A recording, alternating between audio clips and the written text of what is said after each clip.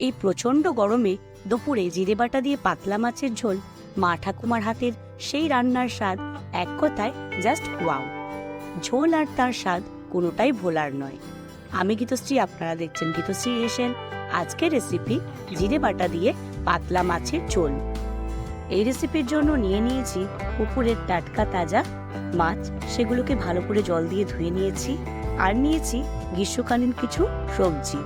প্রথমে পটলটাকে খোসা ছাড়িয়ে লম্বালম্বিভাবে কেটে জল দিয়ে ধুয়ে নিতে হবে। একইভাবে 100 গ্রাম ঝিঙে খোসা ছাড়িয়ে পটলের মতনই লম্বা লম্বা করে কেটে জল দিয়ে ধুয়ে নেব। আলুও একইভাবে লম্বা করে কেটে সেগুলোকে পরিষ্কার জল দিয়ে ধুয়ে নেব।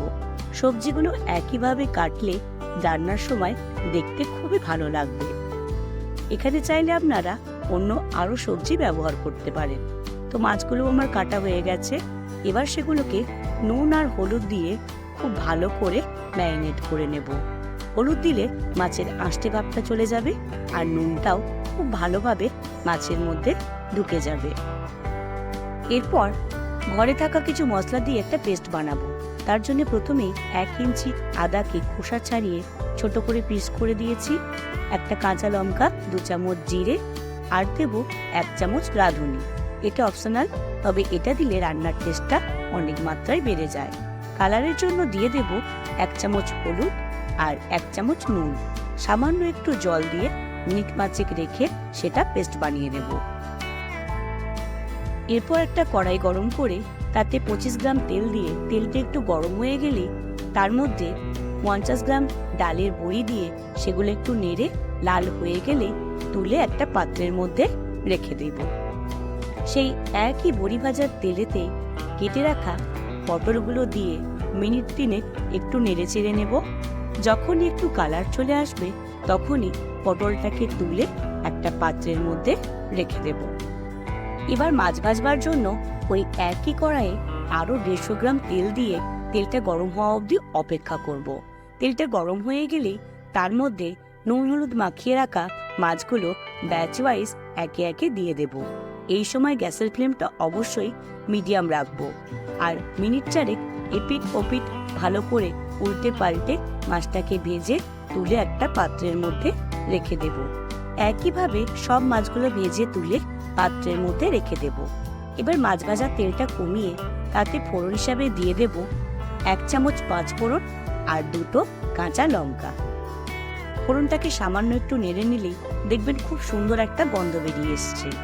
ঠিক সেই সময় লম্বা করে কেটে রাখা 200 গ্রাম আলু কড়াইয়ের মধ্যে দিয়ে একটু নেড়ে নেব। খেয়াল করে 1 চামচ নুন আর হাফ চামচ হলুদ দিয়ে খুব ভালো করে আলুর সাথে মিশিয়ে নিন।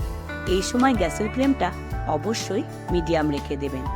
এইভাবে আলুটা কষতে থাকুন যতক্ষণ না আলুর মধ্যে অন্য একটা কালার চলে আসছে। যখনই দেখবেন আলুর মধ্যে একটা হালকা ব্রাউন কালার চলে এসেছে, ঠিক সেই সময় লম্বা করে কেটে রাখা 150 গ্রাম ঝিঙে দিয়ে আলুর সাথে জিরেটাকে কষতে থাকুন। এই সময় অবশ্যই গ্যাসের ফ্লেমটা মিডিয়াম টু লো রাখতে হবে। খুব ভালো করে কষে নিন। মিনিট 2 এইভাবে কষতে কষতে দেখবেন ঝিঙেটার মধ্যে একটা হালকা কালার চলে এসেছে। ঠিক সেই সময় আদা, কাঁচা লঙ্কা, জিরে, রাঁধুনি, হলুদ, নুনের যে পেস্টটা বানিয়ে রেখেছিলাম সেটা ওর মধ্যে দিয়ে খুব ভালো করে মশলার সাথে সবজিটাকে কষতে থাকুন। আরেকটা জিনিস খুবই গুরুত্বপূর্ণ, সেটা হলো ঝিঙে আর আলুর সাথে যখন মশলাটা কষতে থাকবেন সেই সময় অল্প অল্প জল অ্যাড করতে করতে কষতে থাকবেন। তাহলে দেখবেন কষতে থাকাকালীন অবস্থায় আলুটা প্রায় 80% সিদ্ধ হয়ে এসছে। আর এইভাবে বারে বারে জল অ্যাড করে কষতে থাকলে রান্নার স্বাদ অনেক মাত্রায় বেড়ে যায়। তো যখন দেখবেন আলুটা 80% সিদ্ধ হয়ে এসেছে, ঠিক সেই সময় ঝোলের জন্য পরিমাণ মতো জল দিয়ে দেবেন। আমি এখানে সবজি আর আলু যতটা ডুবে যায় ঠিক সেই অনুযায়ী জল দিয়েছি, প্রায় 500 গ্রাম মতো। এবার ঝোলটা ফুটে উঠবে। মিনিট 15 মিডিয়াম ফ্লেমে রেখে দিলেই দেখবেন ঝোলটা ফুটে উঠেছে।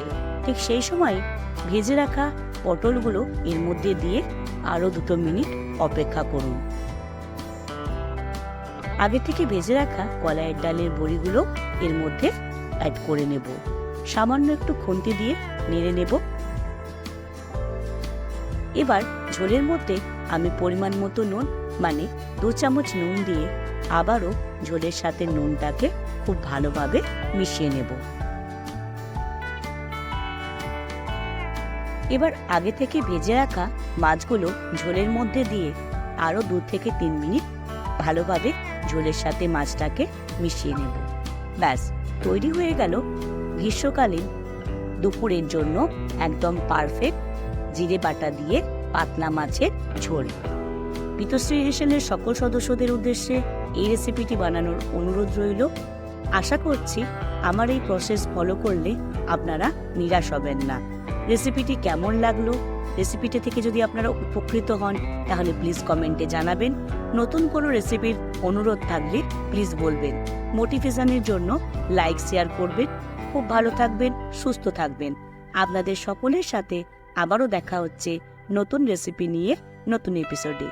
আর হ্যাঁ, এই এপিসোডের যারা নতুন সদস্য তাদের কাছে সাবস্ক্রাইব করার অনুরোধ রইল। ভালো থাকবেন, সুস্থ থাকবেন।